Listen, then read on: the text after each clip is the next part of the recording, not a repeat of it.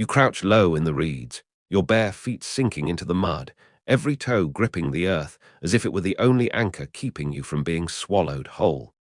The night is heavy, pressing against your skin like damp leather. The air tastes of rot and wet leaves. Silence. That is what makes you afraid. Silence in the wild is never empty, it is a warning. The insects that usually sing in endless chorus have vanished into stillness. The frogs have ceased their calls. Even the birds in the canopy cling to branches, wide-eyed and mute. Something moves in the water. At first, it is only the faintest ripple, spreading outward like a whisper. Your body stiffens. The others don't see it, not yet. They are busy kneeling at the water's edge, scooping handfuls of muddy river to their mouths. They are thirsty, too thirsty to notice the danger lurking beneath, but you feel it. You always feel it. Your nostrils flare. A stench rides on the wind, musk, blood, algae, death. Then it happens. The river explodes. A mountain of scales and muscle bursts upward, jaws yawning wide, teeth glinting like daggers in the moonlight. The sound, gods, the sound, is like stone cracking in half. A scream rips through the night, as one of your kin is lifted clean off the bank, her body vanishing between jaws, powerful enough to crush bone like dry twigs. The beast drags her down without mercy. The river thrashes, froth turning crimson, then stills again, as if nothing had ever happened. Only the ripples remain. Your tribe stares in horror, their hands shaking, voices low, whimpering like frightened children. You clutch a stick, little more than a branch sharpened at one end. Useless. Against that thing it is no weapon at all. It is an insult. The water bubbles again. You know it is not finished. The crocodile is patient, ancient. It has been perfect for millions of years. It will not leave until it has had its fill. The fire behind you sputters, a weak halo against the endless dark. You glance back at it, at the faces of your people, the whites of their eyes glowing like moons. They look to you waiting for a sign. But what sign can you give? You are small, frail, naked flesh draped over fragile bones. No claws, no fangs, no armor, no chance. And yet you do not run. The predator circles, its tail slicing through the water with a hiss. You can hear it, feel it, taste it in the air. A beast older than fear itself. It wants you, but something inside you stirs. Not strength, not speed, something else. You raise the stick higher. Your heart pounds, your breath catches. For the first time, you wonder if the fire behind you could mean more than warmth, more than light. The beast lunges again. The water explodes red and white.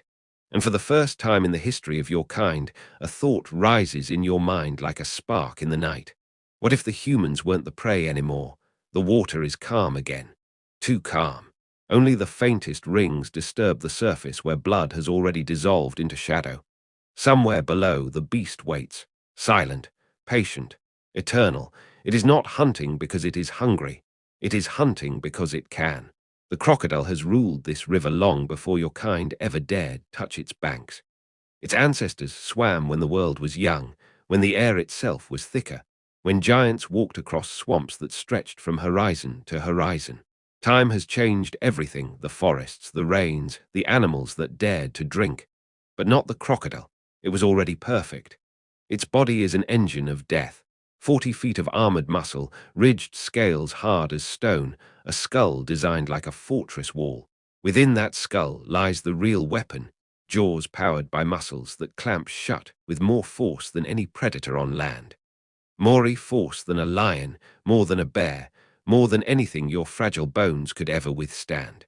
The teeth are not knives, they are stakes. Conical, curved, meant not to slice but to impale. They pierce flesh and hold it fast. Once the jaws close, there is no escape. And if the bite does not kill you, the river will. For the crocodile is not just a predator of flesh. It is a predator of water. It pulls its prey down into a world where breath becomes a memory, where lungs fill with silence, where the fight drains from muscle and bone. Its eyes glow faintly above the surface, twin lanterns in the dark. They can see in near total blackness. Its nostrils, high on its snout, break the surface just enough to draw air while the rest of its body drifts unseen. It can wait for hours, still as driftwood, patient as the earth.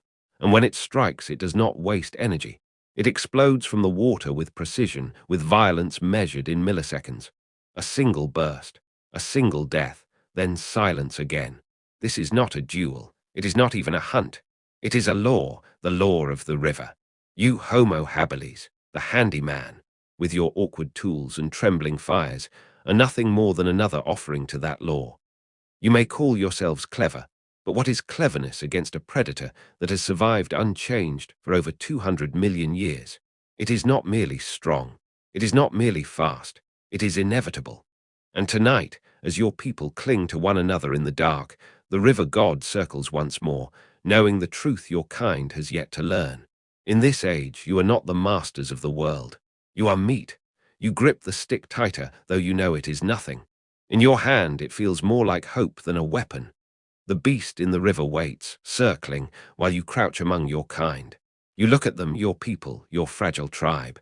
Their arms are thin, their shoulders narrow. The tallest among you barely rises to the belly of the beast in the water. Their skin is soft, bare, vulnerable to claw and tooth. There are no horns here, no armor plates, no venom hidden beneath the tongue. Your kind has no wings to flee, no talons to rip, no fangs to bleed. When the leopard strikes from the branches, you cannot match its speed. When the lion charges across the grass, you cannot match its strength. When the snake coils through the reeds, you cannot match its venom. What do you have? Only bones that break, flesh that tears, lungs that tire. You are the weakest of them all. A cruel joke, it seems, that you were born into a world where monsters walk with jaws wide and claws curved, where every shadow hides a hunter and every river whispers of death. For you, survival is not a contest of equals. It is a punishment. This isn't a fight. It's a physics problem. The predator is stronger, faster, armored.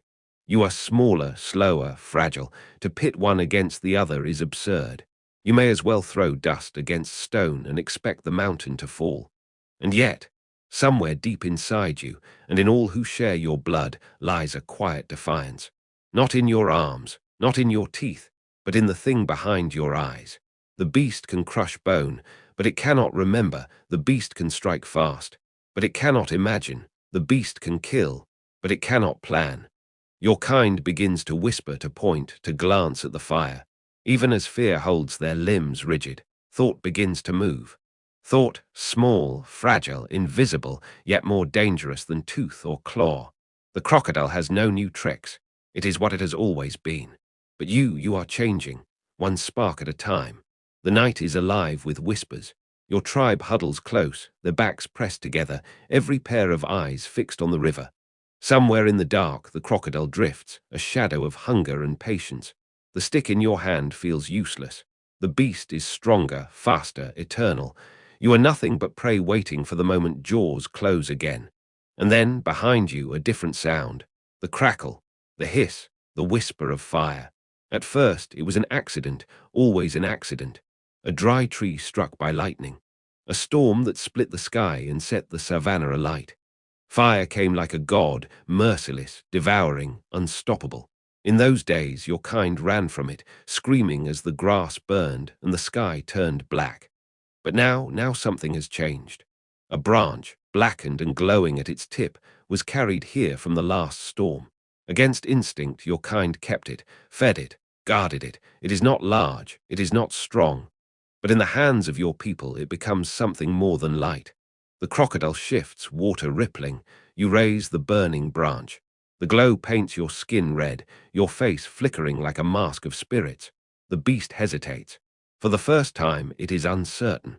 The fire spits, sparks rising into the night like a swarm of golden insects. The tribe gasps as the flames leap higher, dancing, alive. And the crocodile, master of water and death, does what it has never done before. It pulls back. A hiss, deep and guttural, escapes its throat. Not rage, confusion. Its armored body shudders as it slides backward, vanishing beneath the black water. The fire has spoken, and the river god has listened. Your kind stares at the flames, eyes wide with something new. Not just awe, not just fear, something greater. Hope, for fire is more than warmth against the cold night, more than light in the endless dark. It is a weapon the crocodile cannot bite. It is a wall the lion cannot cross. It is a spirit that bends even the most ancient monster to hesitation. Here in the shadows of the riverbank, a revolution begins. You are still weak, still frail, still meat wrapped in skin. But tonight, the balance shifts. Tonight, the powerless learn to wield power. The fire crackles louder. The sparks rise higher. And your people lean forward, eyes reflecting the blaze, as if staring into the future itself. A future where perhaps, just perhaps, you will no longer be the prey. The fire burns brighter now. But fire alone is not enough. It can frighten, it can protect, but it cannot strike. It cannot reach across the river.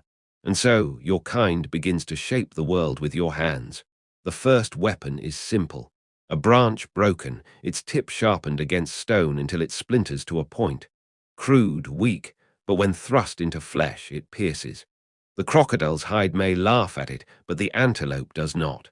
For the first time, the hunt is not claws versus teeth. It is wood against skin. But your kind is not satisfied.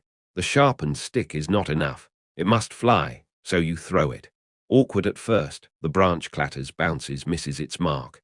But with time, the arm grows stronger, the aim truer. A stick in the hand becomes death in the air. Still, your kind is not satisfied. The stone is added. A flake of obsidian chipped until its edge glitters sharper than any fang. Bound with sinew, fixed with resin, it becomes more than wood. It becomes a spear. And now, when it pierces, it tears. But your kind is not satisfied. The throw must reach farther. The strike must hit harder. And so another leap is made, a length of wood carved to cradle the spear, a lever for the arm, a weapon that multiplies force. The atlatl. With it, a hunter can hurl death twice as far, twice as fast, with the strength of more than muscle. This is not instinct. This is invention. Every failure is remembered. Every success is taught. A weapon perfected in one camp spreads to another, carried across valleys, across rivers, across generations. Knowledge moves faster than blood, and the world begins to change. Predators still stalk the night. Crocodiles still rule the river. But now, for the first time, the prey can strike back. You imagine it, a line of your kind at the riverbank, spears raised, firelight dancing on stone tips. The crocodile lunges from the water, jaws wide, and finds not helpless meat, but a storm of weapons falling from the sky. This is the beginning of something new. The stick has become the spear. The spear has become the storm. And your kind, once the weakest, begins to dream of victory. The crocodile waits in the river. The lion waits in the grass. The leopard waits in the trees. Each predator knows only one thing: attack, kill, feed. Their bodies are weapons sharpened by time itself. But you are something different. Your body is weak, yes. Your claws are nothing. Your fangs are laughable. Your speed is a joke. But behind your eyes, fire burns even without flame. The predators are bound by instinct. You are not. The leopard will leap the same way it has leapt for 1,000,000 years. The lion will charge the same way it has always charged. The crocodile will strike the same way its ancestors struck when dinosaurs still walked the earth. But you can change. You can fail and remember. You can fall and rise with new ideas. You can bleed, but make the bleeding worth something. One of your kin once thrust a spear too soon, and it snapped in two. The memory lingers.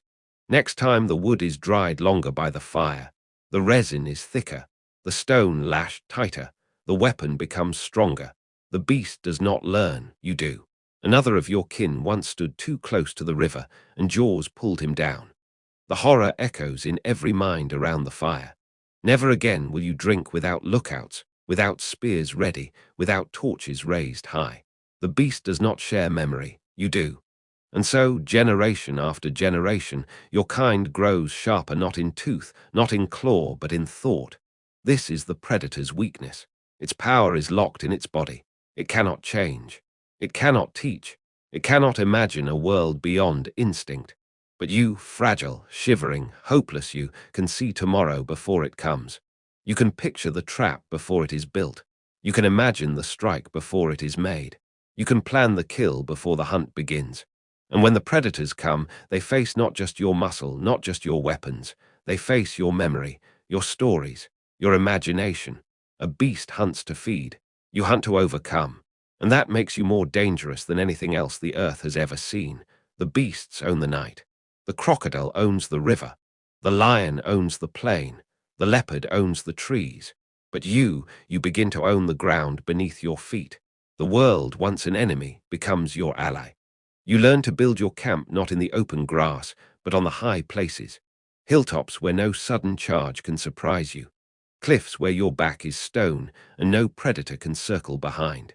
You learn to shape the earth itself into a shield. Stones rolled into rings, sharp rocks placed where paws may step. Bones scattered in heaps that clatter when struck, warning you of hunters in the dark. The river, once a place of ambush, becomes a trap of your own. You drive prey toward it, spears at their flanks, until the terrified creatures leap into the water and the crocodile takes them for you. Death turned against death. Fire circles your camp, not one flame but many, burning like the eyes of spirits. No beast dares to cross. The dark is no longer endless. It is broken by light, by heat, by your will. The grass is not only grass. It can be burned into walls. It can be cleared to expose hiding predators. It can be bent into shelters where the rain cannot reach you. The cave is not only a hole in stone. It becomes a fortress, a place where smoke from fire lingers, where drawings will one day tell the stories of hunts, where echoes warn of movement at the entrance. Every piece of the land becomes a weapon. Every hill, every river, every stone and branch bends towards survival. You are no longer scattered prey wandering in a predator's world. You are engineers of safety, architects of defense. The beasts still come. They always will. But now they face not just flesh and bone. They face the land itself, bent to human design. And one day, when your kind spreads across valleys and mountains, when the plains are ringed with fire and the rivers guarded by watchful eyes, the predators will learn a truth too late. The earth that once fed them has turned against them, because the earth now belongs to you. Alone, you are nothing. One body against claw, against fang, against scale. A single scream swallowed by the dark. But together, you become something else. The fire circles your camp, and within that ring your tribe moves like parts of one body. Each has a role. Each has a purpose. Each depends on the others. At the river's edge, one crouches with eyes sharp as hawks, watching for the ripple that betrays the crocodile's rise. A lookout, the first alarm. Another holds a torch, flame spitting, ready to thrust light and fire into the dark. Fire-bearer, the shield against fear. Others grip spears, arms tense, waiting not to strike alone, but together. They are the wall, the storm, the line that does not break. And some do not wait at all. They move where the predator does not expect. A stone hurled from the side. A branch cracked behind the beast, noise where silence should be. Chaos where order once ruled. This is how you win, not with muscle, not with speed, but with unpredictability. The predator knows only its instinct: strike, kill, feed. It has one plan, one way, one truth, but you have many. A scream to distract, a firebrand to blind, a decoy to lure, a spear to pierce, a rock to shatter. The beast cannot answer chaos, and your kind does not keep chaos alone. You pass it, shape it, spread it. From one fire circle to another, from one valley to the next, your knowledge flows faster than bloodlines. A trick born in one tribe becomes the salvation of another. The predators cannot do this. They cannot whisper strategy to their young. They cannot teach their claws to strike in new ways. But you carry more than flesh. You carry memory. The lone human is fragile, but a tribe is a fortress.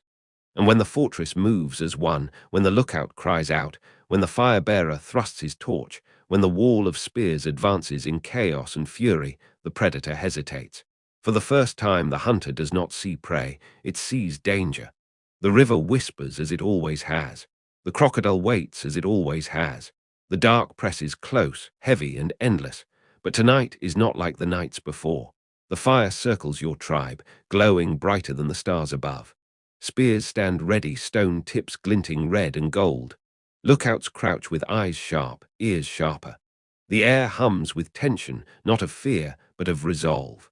The crocodile rises, a shadow in the water, a ripple that becomes a surge.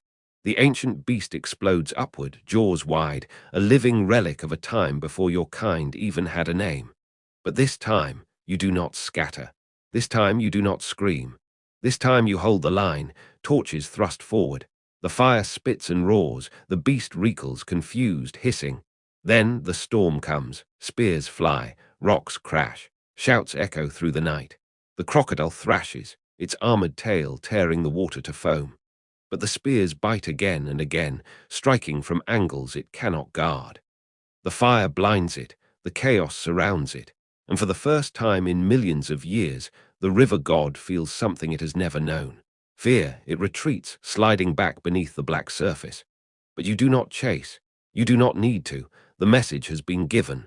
The tribe erupts in cries not of terror but of triumph. The sound is not prey's whimper. It is predator's roar. This night will be remembered. Passed in whispers, carried in firelight stories, etched into memory as deep as bone. For this is the night the weak stood firm. The night the hunted became the hunters. The night the beasts of fang and claw learned a new truth. The world no longer belongs to them. It belongs to thought, to fire, to the fragile, clever hands of your kind. You did not win with strength. You did not win with speed. You won with something greater, imagination. And so begins the long story of humankind, not the tale of the strongest, not the saga of the fastest, but the rise of those who turned weakness into strategy, memory into power, and fire into dominion. The predators will still come. The lions, the leopards, the crocodiles will stalk and strike. But from this night onward, they will never face the same prey again. Because tonight you claimed your first piece of the earth, not by muscle, not by tooth, but by mind. And in the fire's glow, your people's eyes burn with a truth that will echo across every age to come. We did not inherit the earth by strength. We claimed it with fire and thought. The night grows quiet. The river returns to stillness. Ash drifts upward, glowing like lost stars before fading into the dark. You sit by the fire, your heart still pounding, your hands still trembling. Around you, your kin whisper and murmur. Some laugh nervously, some sing. Some simply stare into the flames as though they have glimpsed something far greater than survival. For they have. This night is not only about a single beast driven back into the black water. It is about something deeper, an awakening. Long after your bones turn to dust, long after your footprints are swallowed by shifting sands, the story of this night will echo. It will pass from campfire to campfire, cave to cave, valley to valley. It will be carried not in words, but in memory, in ritual, in the unspoken knowledge that something changed. The predators still prowl. The cold still bites. The hunger still gnaws. But something new burns inside your kind. A vision. The vision that the world is not fixed. That fate is not only to run and hide. That the towering beasts of tooth and scale can be challenged, and the impossible can be bent. This is the seed of empire, the spark of art, the whisper of gods. All of it begins here, in trembling hands clutching fire, in cracked stones sharpened into spears, in frightened humans daring to stand instead of flee. One day, your descendants will stalk the very lions that stalked you.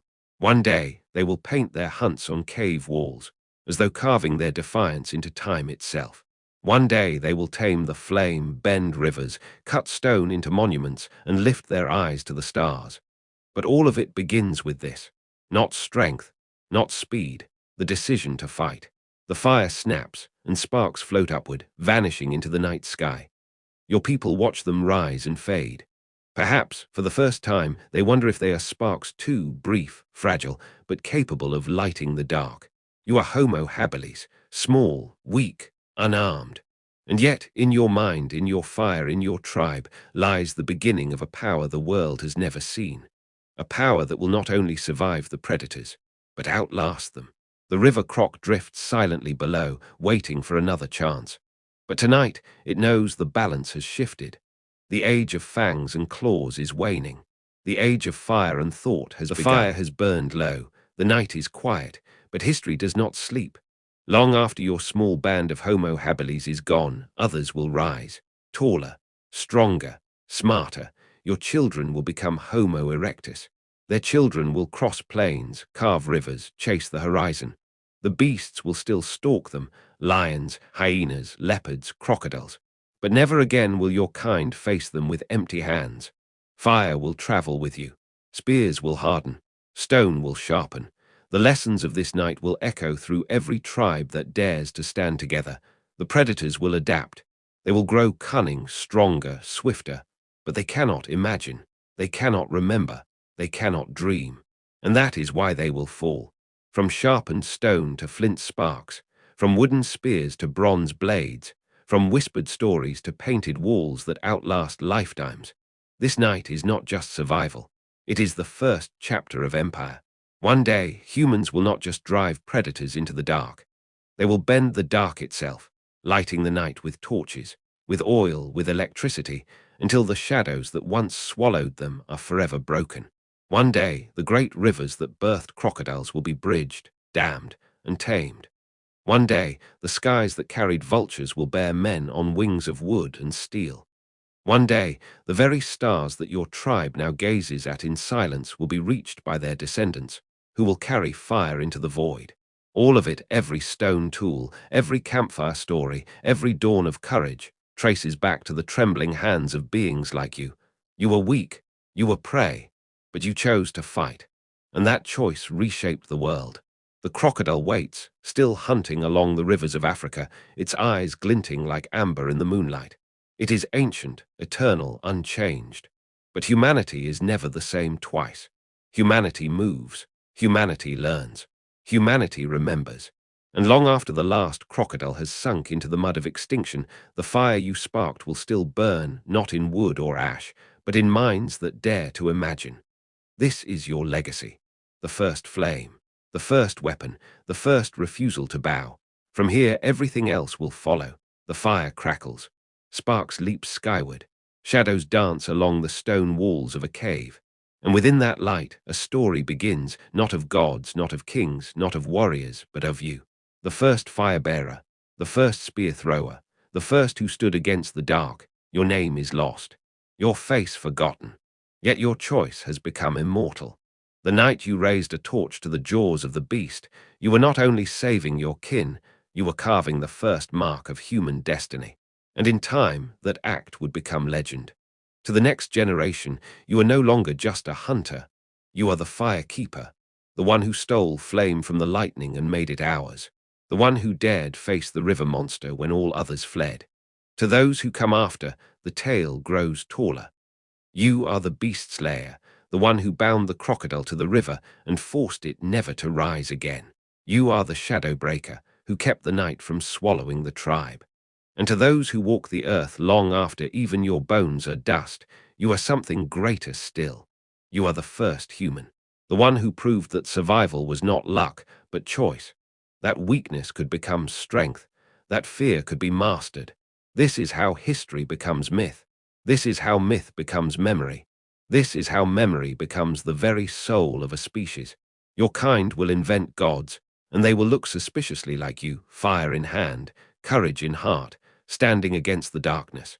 They will paint warriors on cave walls, carve heroes into stone, write epics of battles that echo yours. And though they will not know your name, every myth will carry your shadow. Because the first hero was not a king, nor a god, nor a warrior draped in bronze. The first hero was prey who chose not to run. And that decision, that spark, became the greatest story ever told. The rise of humanity. Even now, the crocodile drifts in the river unchanged. Its teeth are the same. Its eyes are the same. It is the eternal predator. But you are no longer the same. You never will be again. And so your story becomes ours.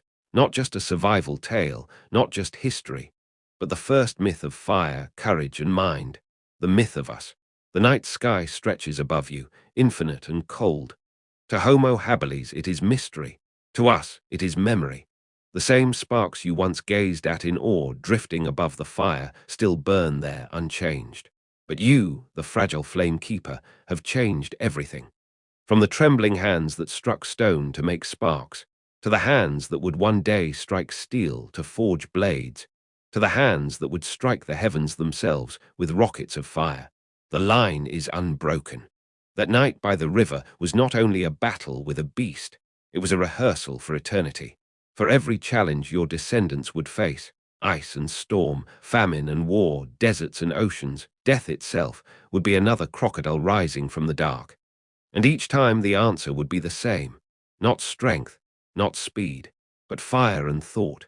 Your fire became hearth. Hearth became village. Village became city. City became civilization. And still the flame burned on. One day, the descendants of your tribe would raise fires high above the savannah, bonfires that roared atop towers, lighthouses guiding ships across endless seas. One day, fire would roar louder still, inside the bellies of engines that devoured distance and carried humans across the sky. And one day, the most audacious of all, fire would be bound in steel and hurled skyward, carrying humans beyond the very stars you once whispered to in silence.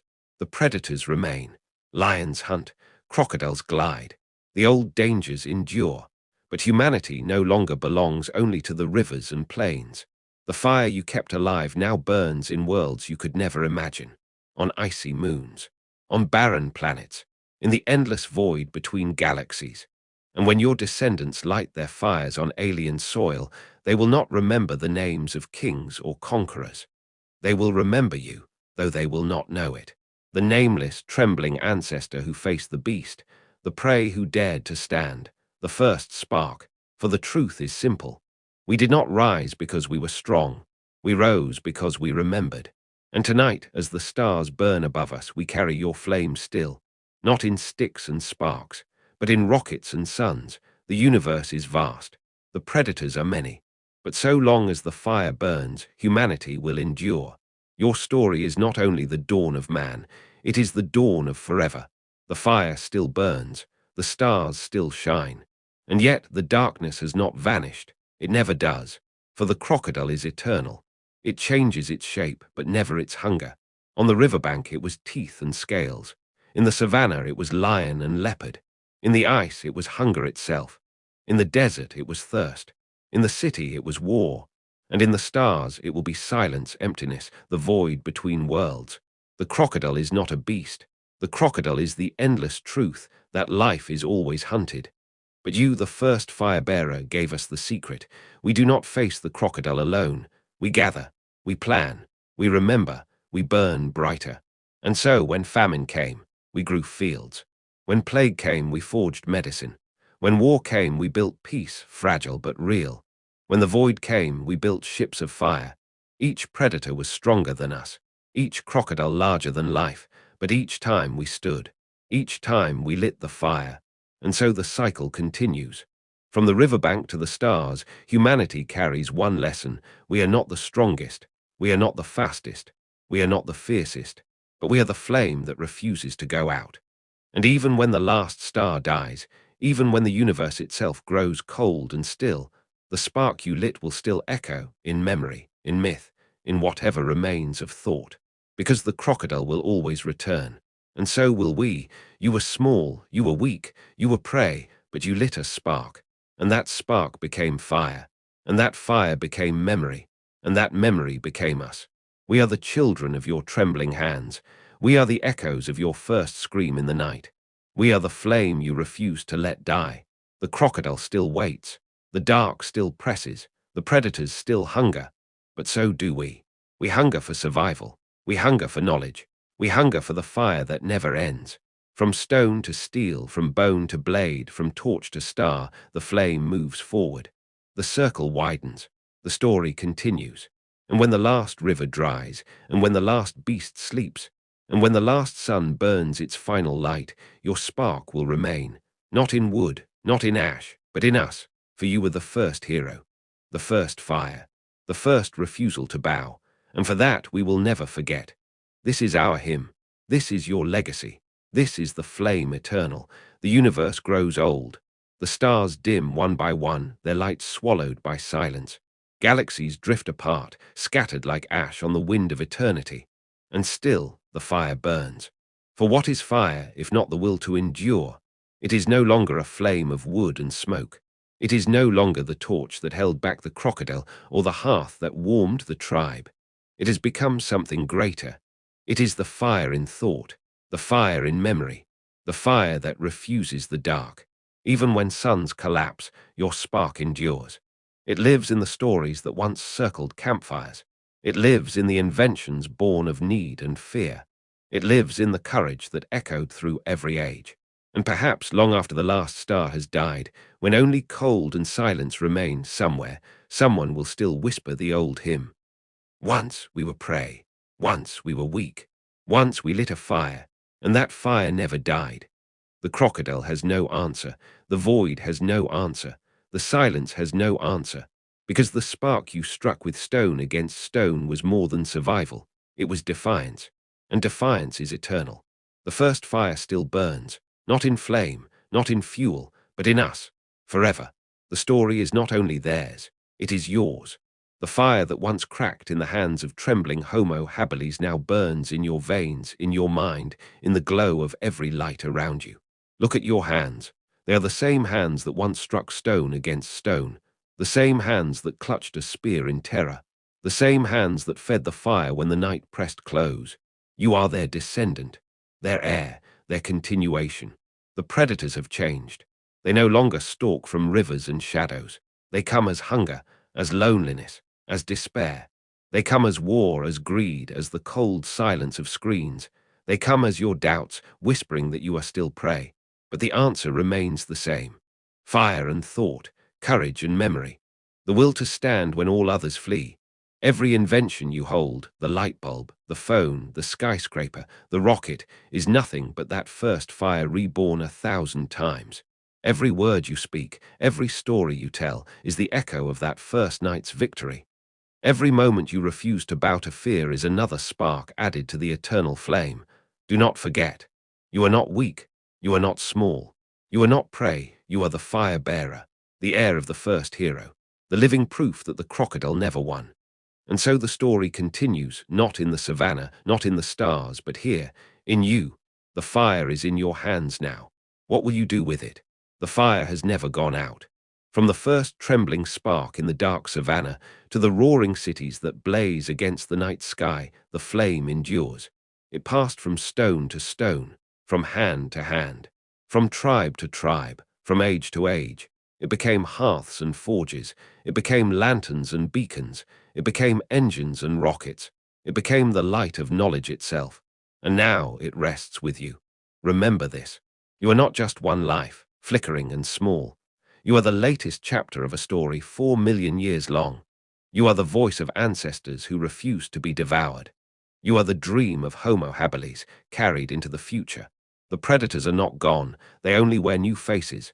Fear, hatred, division, silence. They circle you still, waiting for the flame to falter. But the fire must never falter. When you speak, when you create, when you dare, you add fuel to it. When you teach, when you protect, when you fight for life, you keep the shadows back. When you pass your courage forward, to a child, to a friend, to a stranger, the flame grows stronger than any darkness. So take your place in the chain of fire bearers. Stand as they once stood, weak in body, unarmed, but unbroken. Stand with the courage of the first humans who faced the crocodile and did not bow. Because the truth is this: we did not inherit the earth by muscle. We claimed it with fire and thought, and as long as we remember that, the flame will never die. The torch is yours now. Carry it forward. The night is silent now. The fire crackles low. The predators are gone, but their shadows linger in memory. And if you listen closely, in the hiss of the embers, in the sigh of the wind, you can still hear them. The voices of those who came before, the whispers of the first fire-bearers. They do not speak in words, you know. They speak in rhythm, in heartbeat, in the drum of blood through your veins. They speak through your hunger, your fear, your need to endure. And always they speak of fire. A flame that was never just heat and light. A flame that was story. That was hope. That was defiance against the dark. For what is humanity if not a chain of sparks passed across endless nights? What is civilization if not the memory of flames guarded through storm and hunger? What are you if not the living ember of every fire that ever burned?